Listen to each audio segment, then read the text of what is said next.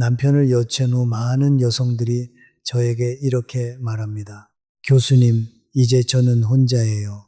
그 말 속에는 단순한 슬픔뿐 아니라 두려움, 당혹감, 그리고 남들에게 들킬까 두려운 수치심이 섞여 있습니다. 저는 평생 그 눈빛을 수없이 보았고 그 눈빛이 얼마나 위험한지 알게 되었습니다. 오늘은 위로가 아닌 경고를 드리려 합니다.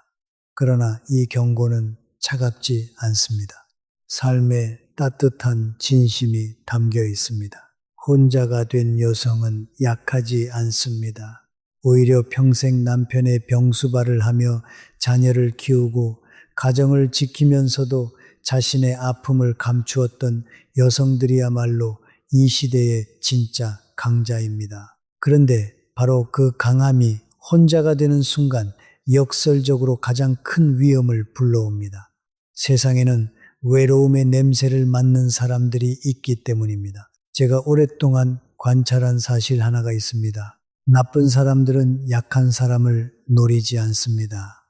그들은 외롭지만 여전히 무언가를 가진 사람을 노립니다. 건강, 집, 저축, 그리고 무엇보다도 믿고 싶어 하는 마음, 그 마음이 가장 값지면서도 가장 쉽게 빼앗깁니다. 젊었을 때는 인간의 선함을 믿었습니다. 사람은 기본적으로 선하고 관계는 신뢰에서 시작해야 한다고 생각했습니다. 그 믿음이 완전히 틀렸다는 것은 아닙니다. 다만 90세가 넘어서야 저는 진실을 더 정확히 보게 되었습니다. 선한 사람도 있지만 선한 척하는 사람도 존재합니다. 둘을 구분하지 못하면 인생 후반에 가장 소중한 것을 잃게 됩니다. 제 주변에는 평생 성실하게 살아온 여성들이 많았습니다. 그런데 남편이 세상을 떠난 지 몇 년이 채 되지 않아 전혀 예상치 못한 방식으로 상처를 입은 분들이 있었습니다. 재산을 잃은 분, 마음을 빼앗긴 분, 자신도 모르는 사이에 삶을 지배당한 분, 그분들이 어리석어서가 아니라 외로웠기 때문이었습니다. 그리고 그 외로움을 숨기려 했기 때문입니다. 감추어진 외로움은 판단력을 흐립니다. 이것은 제 개인적인 생각이 아닙니다. 인간의 본성입니다. 우리가 무언가를 간절히 원할 때 눈은 그것을 주는 것처럼 보이는 사람에게서 경고 신호를 보지 못합니다. 배고픈 사람 앞에 음식을 내밀면 그 음식이 어디서 왔는지 묻지 않게 되고, 외로운 사람 앞에 따뜻함을 내밀면 그 따뜻함의 목적을 의심하지 않게 됩니다. 그래서 오늘은 남편 없이 혼자가 된 여성이 절대로 쉽게 믿어서는 안 되는 5 유형의 사람에 대해 이야기하려 합니다. 이들은 악당처럼 보이지 않습니다. 오히려 처음에는 가장 친절하고 다정하며 당신을 가장 잘 이해하는 것처럼 보입니다. 바로 그것이 핵심입니다. 제가 이 이야기를 하는 것은 여러분을 겁주기 위해서가 아닙니다. 여러분 안에 이미 존재하는 지혜를 깨우기 위해서입니다. 평생 수많은 사람을 읽어온 감각은 사라지지 않았습니다. 다만 외로움이 그 감각 위를 살짝 덮었을 뿐입니다. 오늘은 그 덮개를 함께 걷어내고자 합니다. 인생의 후반부는 새로운 사람을 더 만나는 시간이 아니라 진짜 사람을 가려내는 시간입니다. 그 가려냄이 곧 품격이고 그 품격이 곧 행복입니다. 이제 시작하겠습니다. 이 첫 번째 위험한 관계. 갑자기 따뜻해진 이웃과 지인, 제가 아는 한 여성, 72세였습니다. 남편이 세상을 떠난 지 석 달이 채 되지 않았을 때였습니다. 그분은 30년 넘게 같은 아파트에 살았지만 이웃들과는 그리 가깝지 않았습니다. 각자 바빴고 복도에서 마주치면 가볍게 인사하는 정도였습니다. 그런데 남편의 장례를 치르고 난 뒤부터 한 이웃이 달라지기 시작했습니다. 처음에는 음식이었습니다. 혼자 계시기 힘드시겠어요? 라며 반찬을 건네왔습니다. 그 다음에는 안부 전화가 이어졌습니다. 밥은 드셨어요? 잠은 잘 주무셨어요?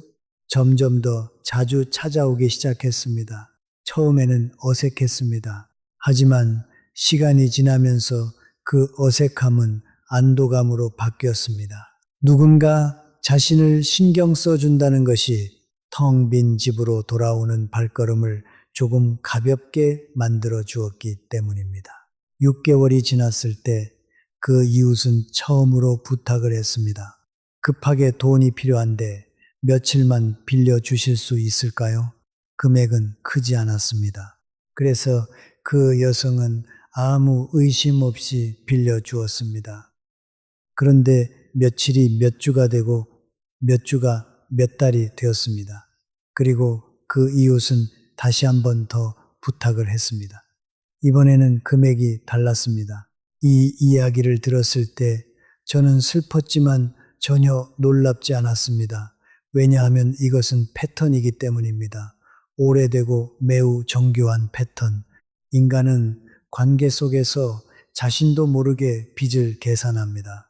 남편을 잃은 뒤 많은 여성들이 제게 이렇게 말합니다. 교수님, 이제 저는 혼자예요. 그 말 속에는 슬픔만 있지 않습니다. 두려움과 당혹감, 그리고 아무도 알아채지 않길 바라는 수치심이 섞여 있습니다. 저는 그 눈빛을 수없이 보았고 그 눈빛이 얼마나 위험한지도 알게 되었습니다. 오늘은 위로가 아닌 경고를 드리려 합니다. 그러나 그 경고는 차갑지 않습니다. 살아온 세월이 담긴 따뜻한 진심입니다. 혼자가 된 여성은 약하지 않습니다. 오히려 평생 동안 가장 강한 사람들이 여성이라는 것을 저는 배웠습니다. 남편을 간병하고 자녀를 키우며 가정을 지키면서도 자신의 아픔을 누구에게도 내색하지 않았던 사람들. 그들이 바로 이 시대의 진짜 생존자입니다. 그런데 바로 그 강함이 혼자가 된 순간 역설적으로 가장 큰 위험을 불러옵니다. 세상에는 외로움의 냄새를 맡는 사람들이 있기 때문입니다. 제가 오랫동안 관찰해 온 사실이 있습니다. 나쁜 사람들은 약한 사람을 노리지 않습니다. 그들은 외롭지만 아직 무언가를 가진 사람을 노립니다.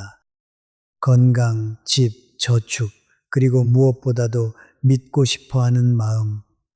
그 마음이 가장 값진 것이고 동시에 가장 쉽게 빼앗기는 것입니다. 저는 젊었을 때 인간의 선함을 믿었습니다. 관계는 신뢰로 시작해야 한다고 믿었습니다. 그 믿음이 틀렸다는 것은 아닙니다. 다만 90세가 넘고 나서야 선한 사람과 선한 척하는 사람이 공존한다는 것을 더 정확히 보게 되었습니다. 둘을 구분하지 못하면 인생 후반에 가장 소중한 것을 잃게 됩니다. 제 주변에는 평생 성실하게 살아온 여성들이 많았습니다. 그런데 그중 일부는 남편이 세상을 떠난 지 몇 년이 채 지나지 않아 예상치 못한 방식으로 상처를 입었습니다. 재산을 잃은 분도, 마음을 빼앗긴 분도, 자신도 모르는 사이에 삶을 지배당한 분도 있었습니다. 그들이 어리석어서가 아니라 외로웠고 그 외로움을 들키지 않으려 했기 때문입니다. 숨겨진 외로움은 판단력을 흐립니다. 인간의 본성입니다. 무언가를 간절히 원할 때 우리는 그것을 주는 것처럼 보이는 사람에게서 경고 신호를 보지 못합니다. 배고픈 사람 앞에 음식을 내밀면 음식이 어디서 왔는지 묻지 않게 됩니다. 외로운 사람 앞에 따뜻함을 내밀면 그 따뜻함의 목적을 의심하지 않게 됩니다. 그래서 오늘은 남편 없이 혼자가 된 여성이 절대로 쉽게 믿어서는 안 되는 5가지 관계 유형에 대해 이야기하려 합니다. 이들은 악당처럼 생기지 않았습니다. 오히려 처음에는 가장 친절하고 가장 다정하고 가장 당신을 이해하는 것처럼 보입니다. 바로 그것이 핵심입니다. 제가 이 이야기를 하는 것은 여러분을 겁주기 위해서가 아닙니다. 여러분 안에 이미 존재하는 지혜를 깨우기 위해서입니다. 여러분은 평생 수많은 사람을 읽어왔습니다. 그 감각은 사라지지 않았습니다. 다만 외로움이 그 감각 위를 살짝 덮었을 뿐입니다. 오늘 그 덮개를 함께 걷어내고자 합니다. 살아온 사람으로서 제가 확신하는 것이 하나 있습니다. 인생의 후반부는 새로운 사람을 더 만나는 시간이 아니라 진짜 사람을 가려내는 시간입니다. 그 가려냄이 곧 품위이고 그 품위가 곧 행복입니다. 이제 시작하겠습니다. 첫 번째, 위험한 관계. 갑자기 따뜻해진 이웃과 지인, 제가 아는 한 여성이 있었습니다. 72세였고 남편이 세상을 떠난 지 석 달이 채 되지 않았을 때였습니다. 그분은 30년 넘게 같은 아파트에 살았지만 이웃들과 깊은 관계는 없었습니다. 각자 바빴고 복도에서 마주치면 가볍게 인사하는 정도였습니다. 그런데 남편 장례를 치른 뒤부터 한 이웃이 달라지기 시작했습니다. 처음에는 음식이었습니다. 혼자 되시기 뭐 하실 것 같아서요 라며 반찬을 들고 왔습니다. 그 다음에는 안부 전화였습니다. 밥은 드셨어요? 잠은 잘 주무셨어요? 그리고 점점 더 자주 찾아오기 시작했습니다. 그 여성은 처음에는 어색했다고 합니다. 하지만 시간이 지나면서 그 어색함이 안도감으로 바뀌었습니다. 누군가 자신을 신경 써준다는 것이 텅 빈 집에 돌아오는 발걸음을 조금은 가볍게 만들어 주었기 때문입니다. 6개월이 지났을 때 그 이웃은 처음으로 부탁을 했습니다. 급하게 돈이 필요한데 며칠만 빌려주실 수 있을까요? 금액은 크지 않았습니다. 그래서 그 여성은 아무 의심 없이 빌려주었습니다. 그런데 며칠이 몇 주가 되고 몇 주가 몇 달이 되었습니다. 그리고 그 이웃은 다시 한 번 더 부탁을 했습니다. 이번에는 금액이 달랐습니다. 저는 이 이야기를 들었을 때 슬프지만 전혀 놀랍지 않았습니다. 왜냐하면 이것은 패턴이기 때문입니다. 오래된 그리고 매우 정교한 패턴. 인간은 관계 속에서 자신도 모르게 빚을 계산합니다. 두 번째, 위험한 관계. 사랑처럼 다가오는 재혼 상대. 인간이 가진 가장 오래된 갈망은 사랑입니다. 그리고 그 갈망은 나이가 든다고 해서 사라지지 않습니다. 오히려 혼자가 된 후에는 더 선명해지기도 합니다. 함께 밥을 먹던 사람이 없어지고 잠들기 전 이야기를 나누던 목소리가 사라지고 아침에 눈을 떴을 때 내 이름을 불러주는 사람이 없다는 것. 그 공백은 말로 다 할 수 없을 만큼 깊습니다. 저는 그것을 압니다. 그리고 바로 그 깊이를 알기 때문에 오늘 이 이야기를 하지 않을 수 없습니다. 제가 오랫동안 알고 지내던 한 여성이 있었습니다. 남편을 먼저 떠나보내고 2년쯤 지났을 때 그분의 삶에 한 남성이 나타났습니다. 지인의 소개였습니다. 처음 만난 자리에서 그 남성은 조용하고 점잖았습니다. 말이 많지 않았고 그녀의 이야기를 오래 들어주었습니다. 두 번째 만남에서는 꽃을 가져왔습니다.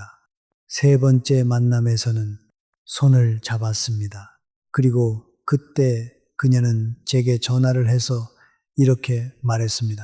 교수님, 제 나이에 이런 감정을 느낄 줄 몰랐어요. 저는 그 말을 듣고 잠시 침묵했습니다. 기쁨과 걱정이 동시에 밀려왔기 때문입니다. 그 후 몇 달이 지났고 그 남성은 함께 살자는 이야기를 꺼냈습니다. 그리고 그 대화 속에서 아주 자연스럽게 그의 집과 재산에 관한 이야기가 흘러나왔습니다. 처음에는 관심인 척, 그 다음에는 걱정인 척, 그리고 마지막에는 함께 관리하자는 제안으로 이어졌습니다. 그녀는 그때서야 뭔가 이상하다는 느낌을 받았다고 했습니다. 하지만 이미 감정이 깊어진 후였습니다. 그 느낌을 인정하는 것이 너무 두려웠다고 했습니다. 왜냐하면 그것을 인정하는 순간 자신이 속았다는 사실과 함께 다시 혼자가 되어야 한다는 현실을 받아들여야 했으니까요. 저는 이 이야기를 하면서 그 남성을 단죄하려는 것이 아닙니다. 인간은 저마다의 사정이 있고 저마다의 계산이 있습니다. 제가 말하고 싶은 것은 사랑처럼 보이는 것과 사랑인 것 사이에는 분명한 차이가 있다는 것입니다. 그리고 그 차이를 알아보는 눈을 갖는 것이 혼자가 된 여성에게 있어서 가장 중요한 지혜 중 하나라는 것입니다. 세 번째, 위험한 관계. 재산을 노리는 재혼 사기꾼. 세상에는 사랑이 아니라 재산을 보고 접근하는 사람이 있습니다. 그들은 처음부터 재산을 탐내지 않습니다. 먼저 신뢰를 쌓고 감사의 빚을 만들고 그 빚이 무거워졌을 때 비로소 요구합니다. 우리 함께 관리해요. 당신이 혼자 있으면 걱정돼요. 그 말 뒤에는 당신의 재산을 내 손에 넣고 싶다는 계산이 숨어 있습니다. 네 번째, 위험한 관계. 갑자기 다가오는 자녀의 친구 또는 지인의 자녀. 남편이 세상을 떠난 후 자녀의 친구나 지인의 자녀가 갑자기 자주 연락을 해옵니다. 어머님, 요즘 어떻게 지내세요? 필요한 거 있으시면 말씀하세요. 처음에는 고마웠습니다. 그러나 시간이 지나면 어머님, 저 이번에 사업을 시작하는데 라는 말이 따라옵니다. 그들은 당신의 외로움을 이용해 재정적. 다섯 번째, 위험한 관계. 종교단체 또는 봉사단체에 과도한 관심. 종교단체나 봉사단체가 갑자기 당신을 찾아옵니다. 처음에는 위로와 봉사를 가장합니다. 그러나 시간이 지나면 이제 당신의 재산을 단체에 기부하시면 영원한 안식을 얻을 수 있습니다. 라는 말이 나옵니다. 그들은 당신의 외로움과 두려움을 이용해 재산을 요구합니다. 혼자가 된 여성의 가장 큰 힘은 오랜 세월 동안 쌓아온 삶의 감각입니다. 그 감각을 믿으십시오. 누군가의 친절이 갑자기 시작됐다면 조용히 자신에게 물어보십시오. 이 사람은 내가 남편과 함께 있을 때도 이렇게 대했는가? 그 대답이 명확하지 않다면 서두르지 않아도 됩니다. 관계는 천천히 검증되어야 합니다. 그것이 당신 자신을 지키는 가장 품위 있는 방법입니다. 따뜻함은 소중합니다. 그러나 진짜 따뜻함은 무언가를 기대하지 않습니다. 사랑은 서두르지 않습니다. 진짜 이웃은 당신이 준비되었을 때 곁에 있습니다. 그러나 무언가를 원하는 사람은 당신이 가장 무너져 있을 때 나타납니다. 그것이 우연이 아닙니다. 그것이 전략입니다. 105년을 살아오면서 제가 가장 확신하는 것 중 하나는 진짜 사랑은 절대 서두르지 않는다는 사실입니다. 진심으로 당신을 아끼는 사람은 당신이 어디에 사는지, 통장에 얼마나 있는지, 자녀들과의 관계가 어떤지를 처음부터 캐묻지 않습니다. 그 사람은 당신이라는 존재 자체에 집중합니다. 당신의 말투, 웃음소리, 좋아하는 것과 싫어하는 것, 그것이 먼저입니다. 반면 계산이 앞선 사람은 반드시 어느 순간 서두릅니다. 관계를 빨리 공식화하려 하고 감정이 아직 채 있기도 전에 미래를 이야기하며 어느새 당신의 재산이 그 미래 안에 포함되어 있습니다. 물론 그 모든 말은 매우 자연스럽고 따뜻하게 포장되어 있습니다. 우리 이제 남은 인생을 함께 해요 라는 말은 참 아름답습니다. 그러나 그 말이 끝나자마자 재산 이야기가 이어진다면 그 아름다움을 잠시 의심해 볼 필요가 있습니다. 제가 여러분께 드리고 싶은 질문이 있습니다. 지금 당신 삶에 들어온 그 사람은 당신이 아무것도 갖고 있지 않다면 지금처럼 당신 곁에 있어 줄까요? 집도 없고 저축도 없고 자녀도 없다면 그래도 그 사람은 지금처럼 꽃을 가져오고 손을 잡고 함께 살자고 할까요? 이 질문에 스스로 답할 수 있다면 이미 충분히 현명한 것입니다. 재혼은 나쁜 일이 아닙니다. 저는 그것을 부정하지 않습니다.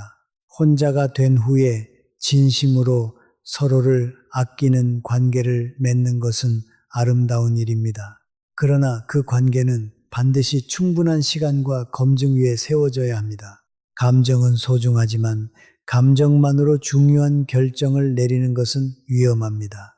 특히 재산과 주거가 얽혀 있을 때는 더욱 그렇습니다. 주변에 믿을 수 있는 자녀나 친구가 있다면 새로운 관계에 대해 반드시 그들과 상의하십시오. 이는 부끄러운 일이 아니라 오히려 스스로를 존중하는 방식입니다. 혼자 판단하는 것이 가장 용감한 것처럼 느껴질 수 있지만 외로움 속에서 내리는 결정은 종종 우리가 원하는 결과를 가져다 주지 않습니다. 마지막으로 이것만 기억해 주십시오. 당신은 사랑받을 자격이 있습니다. 충분히 그리고 진심으로 바로 그 자격이 있기 때문에 가짜 사랑을 받아들일 필요가 없습니다. 진짜 사랑은 당신을 소유하려 하지 않습니다. 진짜 사랑은 당신이 더 자유롭게 설 수 있도록 곁에 있어 줍니다. 사랑과 계산은 처음에는 같은 얼굴을 하고 있습니다. 그러나 시간이 지나면 반드시 그 차이가 드러납니다. 그러니 서두르지 마십시오. 시간은 언제나 진실의 편입니다. 1. 세 번째 위험한 관계. 종교와 건강을 미끼로 접근하는 사람들. 깊은 두려움이 있습니다. 아프고 싶지 않다는 두려움, 그리고 홀로 죽고 싶지 않다는 두려움. 이 두 가지는 나이가 들수록 점점 더 선명하고 절박해집니다.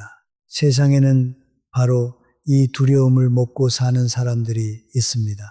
저는 그들을 오랫동안 지켜보았고 그들이 사용하는 도구가 신앙과 건강이라는 것을 알게 되었습니다.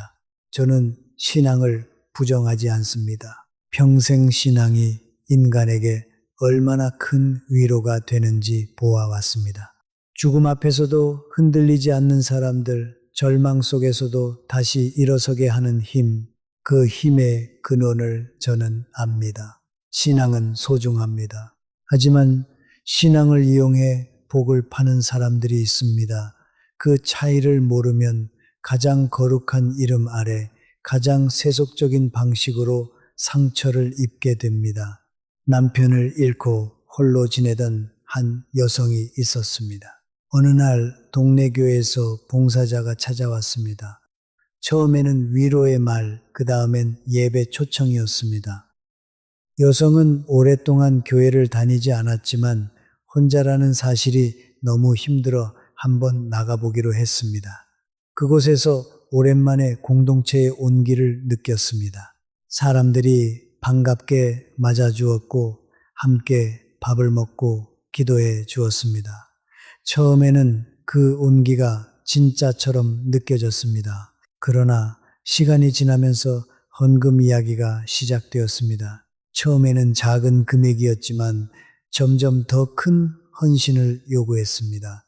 하나님께 드리는 것이니 복을 받을 것이라는 말과 함께 어느 날 그녀는 전 재산의 상당 부분을 그 단체에 넘겨주었다는 사실을 깨달았습니다. 그 순간 그녀가 느낀 것은 분노가 아니라 수치심이었습니다. 내가 어쩌다 이런 실수를 했을까라는 자책감이었습니다. 저는 그녀에게 말했습니다. 당신이 어리석은 것이 아닙니다. 당신은 단지 외로웠고 그 외로움 속에서 진심으로 무언가를 믿고 싶었을 뿐입니다. 그것은 인간으로서 너무나 자연스러운 일입니다. 건강식품을 매개로 접근하는 경우도 마찬가지입니다. 이 경우는 더 교묘합니다. 왜냐하면 두려움이 더 구체적이기 때문입니다. 죽음이라는 추상적인 공포보다 내일 당장 무릎이 아프고 소화가 안 되고 잠을 못 자는 현실의 고통이 사람을 더 직접적으로 움직이기 때문입니다. 누군가 찾아와서 이걸 드시면 관절이 좋아집니다. 암을 예방합니다. 이걸 드신 분들은 10년은 더 젊어졌습니다라고 말할 때 그 말이 솔깃하게 들리는 것은 당신이 무지해서가 아닙니다. 건강하게 오래 살고 싶기 때문입니다. 그 바람은 잘못된 것이 아닙니다. 하지만 제가 살면서 확실히 깨달은 것이 있습니다. 진짜 건강은 팔리지 않습니다. 누군가 당신에게 건강을 판다고 할 때 그것은 건강을 파는 것이 아니라 희망을 파는 것입니다. 그리고 그 희망의 대가는 언제나 당신이 생각하는 것보다 훨씬 비쌉니다. 이 유형의 접근이 특히 위험한 이유는 의심 자체를 죄악으로 만들기 때문입니다.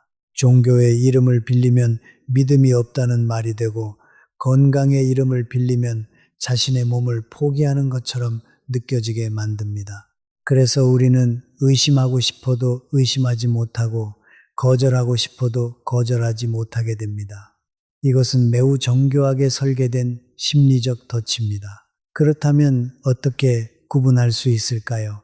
저는 간단한 기준 하나를 드리겠습니다. 진짜 신앙 공동체는 당신에게 무언가를 요구하기 전에 오랫동안 아무것도 요구하지 않습니다.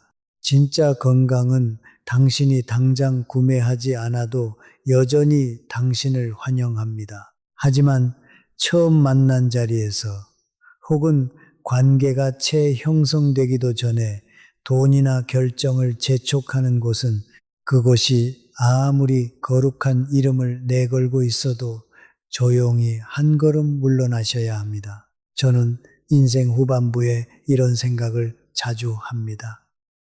인간이 가장 쉽게 무너지는 것은 나쁜 것 앞에서가 아니라 좋아 보이는 것 앞에서입니다. 악은 악한 얼굴로 오지 않습니다. 그것은 위로의 얼굴로, 치유의 얼굴로, 구원의 얼굴로 옵니다. 그래서 우리는 방심하고 문을 열게 됩니다. 그리고 그 문이 열린 후에야 비로소 그 안에 무엇이 있었는지를 알게 됩니다. 여러분께 드리고 싶은 말씀은 이것입니다. 신앙을 가지십시오. 건강을 챙기십시오. 공동체 안에서 위안을 찾으십시오. 그것은 아름다운 일입니다. 하지만 그 모든 것을 하면서도 자신의 이성을 내려놓지 마십시오. 신앙과 이성은 함께 갈 수 있습니다. 건강과 비판적 사고는 함께 존재할 수 있습니다. 의심한다는 것은 믿지 않는다는 뜻이 아닙니다. 의심한다는 것은 자신을 소중히 여긴다는 뜻입니다. 진짜 신은 당신의 통장을 원하지 않습니다. 진짜 건강은 100만 원짜리 약병 안에 들어있지 않습니다. 이것만 기억하셔도 여러분은 이미 많은 것을 지킬 수 있습니다. 이 네 번째 위험한 관계, 구원자를 자처하는 사람. 저는 오랫동안 그것에 대해 생각해 왔습니다. 그리고 105년을 살고 난 지금 저는 그 답을 알고 있습니다. 세상에서 가장 달콤한 말은 바로 이것입니다. 내가 당신 곁에 있을게요. 내가 다 돌봐드릴게요. 이제 걱정하지 않아도 됩니다. 혼자가 된 후에 이 말을 들으면 어떤 기분이 들까요? 오랫동안 모든 것을 혼자 감당해 온 사람에게 이 말은 마치 오랜 가뭄에 내리는 비처럼 느껴집니다. 모든 긴장이 한꺼번에 풀리는 것 같고 마침내 누군가 내 짐을 나눠 들어준다는 안도감이 밀려옵니다. 그 감정은 진짜입니다.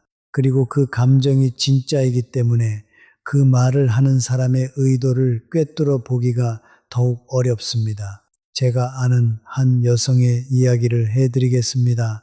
70대 초반이었고 남편이 오랜 투병 끝에 세상을 떠난 후였습니다. 자녀들은 각자의 삶이 바빴고 가끔 전화는 오지만 자주 찾아오지는 않았습니다. 그러던 어느 날 지인의 모임에서 한 남성을 만났습니다. 그는 과묵하지 않았습니다. 오히려 매우 적극적이었습니다. 그녀가 무거운 짐을 들면 먼저 달려와 들어주었고 병원 예약이 있다고 하면 직접 차를 몰고 데려다 주었습니다. 집에 고장난 곳이 있으면 고쳐주겠다고 했고 혼자 밥을 먹는다는 말에는 함께 먹자며 식당을 예약했습니다. 처음 몇 달은 그저 고마웠습니다. 그런데 시간이 지나면서 뭔가 이상한 일이 일어나기 시작했습니다. 그가 점점 더 많은 것을 결정하기 시작했습니다. 어느 병원에 가야 하는지, 어느 식당이 좋은지, 자녀들과의 약속을 어떻게 조율해야 하는지, 처음에는 도움처럼 보였던 것들이 어느 순간부터는 지시처럼 느껴지기 시작했습니다. 그리고 그녀가 자신의 판단으로 무언가를 결정하려 하면 그는 은근히 서운함을 표현했습니다. 내가 이렇게 신경을 쓰는데 왜 나한테 먼저 말하지 않냐는 식으로 그녀는 그때마다 미안함을 느꼈습니다. 그리고 그 미안함이 쌓일수록 그녀의 선택들은 점점 더 그의 손안으로 들어갔습니다. 이것이 바로 구원자를 자처하는 사람의 가장 정교한 전략입니다. 그들은 처음부터 통제하려 하지 않습니다. 처음에는 진짜로 도움이 되는 일을 합니다. 그래서 우리는 감사함을 느끼고 그 감사함이 쌓이면 점점 더 그 사람에게 의존하게 됩니다. 의존이 깊어지면 그 사람 없이는 아무것도 결정하기 어렵게 됩니다. 그리고 그 순간부터 관계의 주도권은 완전히 뒤바뀌어 있습니다. 처음에는 그가 당신을 돕는 관계였는데 어느새 당신이 그의 허락을 구하는 관계가 되어버린 것입니다. 저는 이것을 사랑의 탈을 쓴 지배라고 부릅니다. 그리고 이것이 다른 유형의 위험한 관계보다 더 오래, 더 깊게 상처를 남기는 이유는 그 안에 진짜 배려가 섞여 있기 때문입니다. 전부 가짜였다면 차라리 쉽게 끊어낼 수 있을 것입니다. 하지만 진심처럼 보이는 것들이 섞여 있으면 우리는 관계 전체를 부정하기가 어렵습니다. 그래서 이 유형의 관계에서 빠져나오는 것은 단순히 나쁜 사람을 멀리하는 것이 아니라 자신이 익숙해진 안락함을 포기하는 것이기 때문에 더욱 힘이 듭니다. 진짜 보살핌과 통제를 구분하는 방법이 있습니다. 저는 오랜 시간 동안 많은 관계를 관찰하면서 한 가지 분명한 차이를 발견했습니다. 진짜 배려는 당신을 더 강하게 만듭니다. 하지만 통제는 당신을 점점 더 약하게 만듭니다. 진짜로 당신을 아끼는 사람은 당신이 스스로 결정을 내릴 때 기뻐합니다. 당신이 혼자서도 잘할 수 있다는 것을 기뻐합니다. 하지만 지배하려는 사람은 당신이 혼자 무언가를 결정하면 불편해합니다. 당신의 독립이 그에게는 위협이기 때문입니다. 또 한 가지 중요한 신호가 있습니다. 구원자를 자처하는 사람은 반드시 어느 시점에서 당신을 주변으로부터 고립시키려 합니다. 처음에는 매우 자연스럽게 시작됩니다. 그 친구는 당신한테 별로 좋지 않은 것 같더라 라든가 자녀들한테 굳이 이런 것까지 말할 필요가 있을까요? 라는 식으로 이 말들은 당신을 걱정하는 것처럼 들립니다. 하지만 실제로는 당신의 지지망을 하나씩 제거하는 것입니다. 왜냐하면 당신 주변에 당신을 오래 알아온 사람들이 있으면 그들이 그 관계의 이상함을 먼저 알아챌 수 있기 때문입니다. 저는 여러분께 이렇게 말씀드리고 싶습니다. 누군가 당신을 돌봐주겠다고 할 때 그 말이 얼마나 달콤하게 느껴지든 간에 스스로에게 이 질문을 해보십시오. 이 사람과 함께한 후 나는 전보다 더 당당해졌는가? 아니면 전보다 더 작아졌는가? 이 사람이 있을 때 나는 더 나답게 말하고 행동하는가? 아니면 그의 눈치를 보며 나를 검열하고 있는가? 이 질문에 대한 답이 후자라면 그것이 아무리 편안하고 익숙하게 느껴져도 그것은 당신이 원하는 삶의 방향이 아닙니다. 혼자가 된 여성에게 진짜 필요한 것은 자신을 대신해서 결정해 줄 사람이 아닙니다. 자신이 이미 가진 결정력을 믿어줄 사람입니다. 평생 동안 수많은 결정을 내려온 당신은 이미 충분히 강합니다. 그 강함을 빼앗는 사람을 보살이라고 부르지 마십시오. 진짜 사랑은 당신의 날개를 접게 하지 않습니다. 진짜 사랑은 당신이 더 높이 날 수 있도록 바람이 되어줍니다. 제가 살면서 5번째로 발견한 위험한 관계는 자녀를 대신하겠다며 접근하는 사람들입니다. 가장 오래 생각해온 주제가 하나 있습니다. 바로 외로움입니다. 가난의 외로움, 노년의 외로움, 상실의 외로움. 저는 그 모든 종류의 외로움을 이 몸으로 통과해 왔습니다. 그리고 그 모든 외로움 중에서 가장 깊고 가장 말하기 어려운 것이 무엇인지를 압니다. 그것은 자녀에게 외면당하는 외로움입니다. 아니, 정확하게는 외면당한 것도 아니고 미움받는 것도 아닌데 그럼에도 불구하고 혼자라는 느낌입니다. 자녀들은 살아있고 연락도 하고 명절에도 오는데 그래도 마음 한켠에 채워지지 않는 공백이 있다는 그 느낌, 그것이 가장 설명하기 어려운 외로움입니다. 현대를 사는 중년 이상의 부모들은 대부분 이 감정을 압니다. 자녀들은 바쁩니다. 그들은 자신의 직장과 자신의 가정과 자신의 고민들을 안고 살아갑니다. 전화를 자주 못하는 것도, 자주 찾아오지 못하는 것도, 깊은 이야기를 나누지 못하는 것도 대부분 미움이 아니라 바쁨 때문입니다. 하지만 그것을 머리로 이해한다고 해서 마음이 채워지는 것은 아닙니다. 이해와 충족은 다른 것입니다. 바로 이 공백을 가장 정확하게 공략하는 사람들이 있습니다. 이들이 오늘 제가 말씀드릴 5번째 유형입니다. 그리고 이 유형은 앞서 말씀드린 4가지 유형보다 훨씬 더 교묘하고 훨씬 더 오래 지속되며 훨씬 더 깊은 상처를 남깁니다. 왜냐하면 이들은 당신의 가장 아픈 곳을 건드리기 때문입니다. 자녀에 대한 그리움, 가족에 대한 갈망, 그리고 누군가에게 진심으로 필요한 존재가 되고 싶은 마음, 이들의 접근 방식은 대개 이렇습니다. 처음에는 매우 자연스럽게 시작됩니다. 같은 동네에 사는 젊은 사람이거나 교회나 복지관에서 만난 자원봉사자이거나 혹은 지인의 소개로 만난 사람입니다. 그들은 처음부터 어머니라고 부릅니다. 혹은 어르신이라는 말 대신 마치 오래 알고 지낸 가족처럼 편안한 호칭을 사용합니다. 그리고 자녀들이 하지 않는 것들을 합니다. 안부를 묻고 밥을 같이 먹고 병원에 같이 가고 명절에 전화를 합니다. 처음에는 그저 고마운 사람입니다. 그런데 시간이 지나면서 그 사람은 점점 더 많은 것을 알게 됩니다. 당신의 일상을, 당신의 재산을, 당신의 자녀들과의 관계를, 당신이 무엇을 가장 두려워하는지를. 제가 아는 한 여성은 이런 말을 했습니다. 그 사람이 제 아들보다 저를 더 잘 알아요. 그 말을 들었을 때 저는 조용히 생각했습니다. 그것이 왜 위험한지를. 진짜 자녀는 당신을 오래 알아왔지만 바빠서 표현하지 못하는 것입니다. 하지만 새롭게 나타난 그 사람은 당신을 알기 위해 매우 의도적으로 노력한 것입니다. 그 차이는 매우 중요합니다. 진짜 가족의 무관심과 전략적 관심 사이에서 우리는 후자를 사랑으로 착각하기 쉽습니다. 하지만 그것은 사랑이 아니라 투자입니다.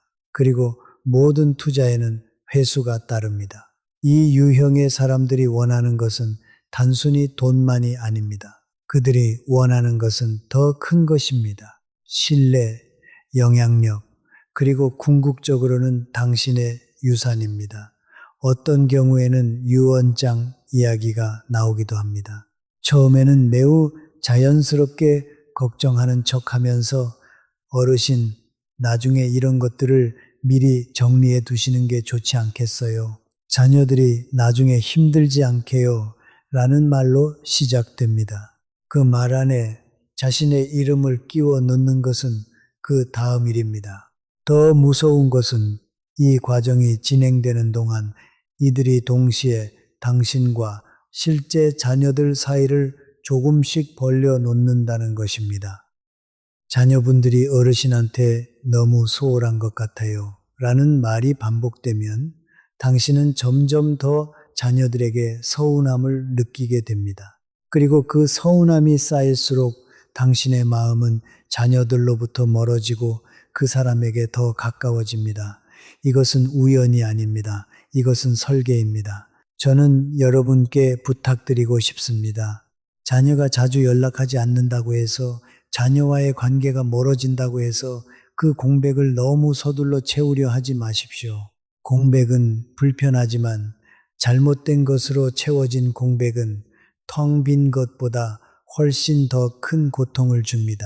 그리고 만약 누군가 당신의 자녀 이야기를 꺼내며 그들을 은근히 깎아내리기 시작한다면 그 순간이 바로 그 관계를 다시 보아야 할 때입니다.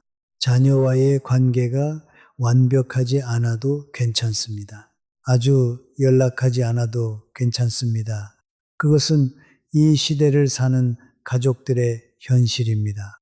하지만 그 현실을 이용하려는 사람과 그 현실 속에서도 진심으로 당신 곁에 있는 사람은 다릅니다.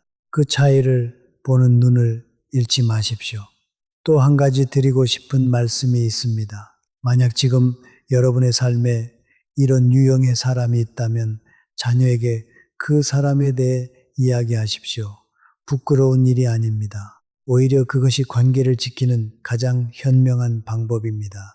자녀들은 바쁘지만 어머니가 위험에 처했다는 것을 알게 되면 반드시 움직입니다. 그 대화를 여는 것이 때로는 멀어진 가족과의 다리를 다시 놓는 계기가 되기도 합니다. 가족은 완벽하지 않습니다. 하지만 가족은 대체될 수 없습니다. 아무리 다정하고 아무리 헌신적으로 보여도 처음 만난 지 몇 달 되지 않은 사람이 수십 년의 가족을 대신할 수는 없습니다. 그것은 불가능한 일이 아니라 불가능해야 하는 일입니다. 그 선을 지키는 것이 바로 당신 자신을 지키는 것입니다. 외로움은 채워야 할 구멍이 아닙니다. 외로움은 우리가 누구인지를 더 깊이 알게 해주는 시간입니다. 그 시간을 두려워하지 마십시오. 그 시간을 서둘러 도망치려다가 우리는 종종 가장 잘못된 문으로 들어가게 됩니다. 혼자 있을 수 있다는 것은 약함이 아닙니다. 그것은 자신을 믿는다는 뜻입니다. 그리고 자신을 믿는 사람만이 진짜 관계와 가짜 관계를 구분할 수 있습니다. 도입부. 남편을 잃은 뒤 많은 여성들이 제게 이렇게 말합니다. 교수님, 저는 이제 혼자예요. 그 한마디 안에는 슬픔만 담겨 있지 않습니다. 두려움, 당혹감, 그리고 아무도 모르길 바라는 조그만 수치심이 함께 섞여 있습니다. 저는 살아오면서 그 눈빛을 수없이 보았고 그 눈빛이 얼마나 위험한지도 알게 되었습니다. 오늘 저는 여러분께 불편한 이야기를 하려 합니다. 위로가 아니라 경고입니다. 하지만 그 경고는 차갑지 않습니다. 삶이 녹아든 따뜻한 진심입니다. 혼자가 된 여성은 약하지 않습니다. 오히려 저는 평생 동안 가장 강한 사람이 여성이라는 것을 배웠습니다. 남편의 병수발, 자식 양육, 가정 지키기, 그 모든 일을 하면서도 자신의 아픔은 누구에게도 말하지 않았던 분들, 그들이야말로 이 시대의 진짜 생존자입니다. 그런데 바로 그 강함이 혼자가 되는 순간 역설적으로 가장 큰 위험을 불러옵니다. 세상에는 외로움의 냄새를 맡는 사람들이 있기 때문입니다. 제가 오랫동안 관찰한 사실 하나가 있습니다. 나쁜 사람은 약한 사람을 노리지 않습니다.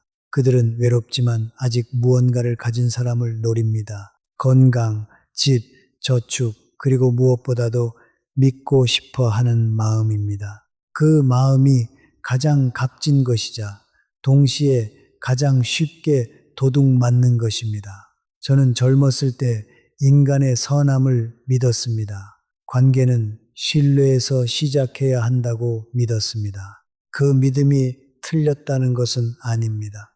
다만 90세가 넘고 나서야 선한 사람과 선한 척하는 사람을 구분하지 못할 때 인생 후반부에 가장 소중한 것을 잃는다는 진실을 더 정확히 보게 되었습니다. 제 주변에는 평생 성실하게 살아온 여성들이 많았습니다. 그중 일부는 남편이 세상을 떠난 지 몇 년도 채 되지 않아 전혀 예상치 못한 방식으로 상처를 입었습니다. 재산을 잃은 분, 마음을 빼앗긴 분, 자신도 모르는 사이 삶을 지배당한 분, 그분들이 어리석어서가 아닙니다. 외로웠기 때문입니다. 그리고 그 외로움을 들키지 않으려 했기 때문입니다. 숨겨진 외로움은 판단력을 흐립니다. 이것은 제 개인적인 생각이 아닙니다. 인간의 본성입니다. 우리가 무언가를 간절히 원할 때 우리의 눈은 그것을 주는 것처럼 보이는 사람에게서 경고 신호를 보지 못합니다. 배고픈 사람 앞에 음식을 내밀면 그 음식이 어디서 왔는지 묻지 않게 됩니다. 외로운 사람 앞에 따뜻함을 내밀면 그 따뜻함의 목적을 의심하지 않게 됩니다. 그래서 오늘 저는 여러분께 5가지 관계를 이야기하려 합니다. 남편 없이 혼자가 된 여성이 절대로 쉽게 믿어서는 안 되는 5 유형의 사람들입니다. 이들은 악당처럼 보이지 않습니다. 오히려 처음에는 가장 친절하고 가장 다정하며 가장 당신을 이해하는 것처럼 보입니다. 바로 그것이 핵심입니다. 제가 이 이야기를 하는 것은 여러분을 겁주기 위해서가 아닙니다. 여러분 안에 이미 존재하는 지혜를 깨우기 위해서입니다. 여러분은 평생 수많은 사람을 읽어왔습니다. 그 감각은 사라지지 않았습니다. 다만 외로움이 그 감각 위를 살짝 덮었을 뿐입니다. 오늘 저는 그 덮개를 함께 걷어내려 합니다. 살아온 사람으로서 제가 확신하는 것이 하나 있습니다. 인생의 후반부는 새로운 사람을 더 만나는 시간이 아니라 진짜 사람을 가려내는 시간입니다. 그 가려냄이 곧 품위이고 그 품위가 곧 행복입니다. 자, 이제 시작하겠습니다. 첫 번째 위험한 관계, 갑자기 따뜻해진 이웃과 지인. 제가 아는 한 여성이 있었습니다. 72세였고 남편이 세상을 떠난 지 석 달이 채 되지 않았을 때였습니다. 그분은 30년 넘게 같은 아파트에 살았지만 솔직히 말해 이웃들과 깊이 교류하지는 않았습니다. 각자 바빴고 각자의 삶이 있었으며 복도에서 마주치면 가볍게 인사하는 정도였습니다. 그런데 남편 장례를 치르고 난 뒤부터 한 이웃이 달라지기 시작했습니다. 처음에는 음식이었습니다. 혼자 계시기 뭐 하실 것 같아요? 하며 반찬을 들고 왔습니다. 그 다음에는 안부 전화였습니다. 밥은 드셨어요? 잠은 잘 주무셨어요? 그리고 점점 더 자주 찾아오기 시작했습니다. 그 여성은 처음에는 어색했다고 합니다. 하지만 시간이 지나면서 그 어색함이 안도감으로 바뀌었습니다. 누군가 자신을 신경 써준다는 것이 텅 빈 집에 돌아오는 발걸음을 조금은 가볍게 만들어 주었기 때문입니다. 6개월이 지났을 때 그 이웃은 처음으로 부탁을 했습니다. 급하게 돈이 필요한데 며칠만 빌려주실 수 있을까요? 금액은 크지 않았습니다. 그래서 그 여성은 아무 의심 없이 빌려주었습니다. 그런데 며칠이 몇 주가 되고 몇 주가 몇 달이 되었습니다. 그리고 그 이웃은 다시 한 번 더 부탁을 했습니다. 이번에는 금액이 달랐습니다. 저는 이 이야기를 들었을 때 슬펐지만 전혀 놀랍지 않았습니다. 왜냐하면 이것은 패턴이기 때문입니다. 오래된 그리고 매우 정교한 패턴입니다. 인간은 관계 속에서 자신도 모르게 빚을 계산합니다. 제목 90세가 들려주는 혼자 살아가는 지혜. 인물 하자 90세의 노 교수. 남편을 먼저 보낸 후 20년 넘게 홀로 살아온 사람으로 인생 후반부의 외로움과 관계의 위험을 직접 겪은 인물. 서론 90세가 된 지금도 저는 매일 아침 감사하며 눈을 뜹니다. 남편을 떠나보낸 뒤 많은 여성들이 제게 말합니다. 교수님, 저는 이제 혼자예요. 그 말 속에는 슬픔과 두려움, 당혹감, 그리고 누구도 눈치채지 않길 바라는 수치심이 섞여 있습니다. 저는 그 눈빛을 수없이 보았고 그 눈빛이 얼마나 위험한지도 알게 되었습니다. 오늘 제가 드리는 이야기는 위로가 아니라 경고입니다. 그러나 그 경고는 차갑지 않습니다. 삶이 담긴 따뜻한 진심입니다. 혼자가 된 여성은 약하지 않습니다. 오히려 저는 평생 동안 가장 강한 사람들이 여성이라는 것을 배웠습니다. 남편의 병수발, 자식 양육, 가정 지키기까지 모든 것을 감당하면서도 자신의 아픔은 감추었던 여성들, 그들이 바로 이 시대의 진짜 생존자입니다. 그런데 바로 그 강함이 혼자가 된 순간 가장 큰 위험을 불러옵니다. 세상에는 외로움의 냄새를 맡는 사람들이 있기 때문입니다. 나쁜 사람들은 약한 사람을 노리지 않습니다. 그들은 외롭지만 아직 무언가를 가진 사람을 노립니다. 건강, 집, 저축, 그리고 무엇보다도 믿고 싶어 하는 마음을 노립니다. 저는 젊었을 때 인간의 선함을 믿었습니다. 그러나 90세가 넘어서야 진실을 더 정확히 보게 되었습니다. 선한 사람은 존재합니다. 그러나 선한 척하는 사람도 존재합니다. 그 둘을 구분하지 못할 때 우리는 인생 후반부에 가장 소중한 것들을 잃게 됩니다. 주변에는 평생 성실하게 살아온 여성들이 많았습니다. 남편이 떠난 뒤 몇 년이 채 되지 않아 전혀 예상치 못한 방식으로 상처를 입은 분들도 있었습니다. 재산을 잃은 분, 마음을 빼앗긴 분, 자신도 모르는 사이 삶을 지배당한 분들, 그들은 어리석어서가 아니라 외로웠기 때문입니다. 그리고 그 외로움을 들키지 않으려 했기 때문입니다. 숨겨진 외로움은 판단력을 흐립니다. 오늘 저는 5가지 위험한 관계에 대해 이야기하려 합니다. 남편 없이 혼자가 된 여성이 절대로 쉽게 믿어서는 안 되는 유형의 사람들. 그들은 악당처럼 보이지 않습니다. 오히려 처음에는 가장 친절하고 다정하며 당신을 가장 잘 이해하는 것처럼 보입니다. 바로 그것이 핵심입니다. 제가 이 이야기를 하는 이유는 여러분을 겁주기 위해서가 아닙니다. 여러분 안에 이미 존재하는 지혜를 깨우기 위해서입니다. 여러분은 평생 수많은 사람을 읽어왔습니다. 그 감각은 사라지지 않았습니다. 다만 외로움이 그 감각 위를 살짝 덮었을 뿐입니다. 오늘 저는 그 덮개를 함께 걷어내려 합니다. 인생의 후반부는 새로운 사람을 더 만나는 시간이 아니라 진짜 사람을 가려내는 시간입니다. 그 가려냄이 곧 품위이고 그 품위가 곧 행복입니다.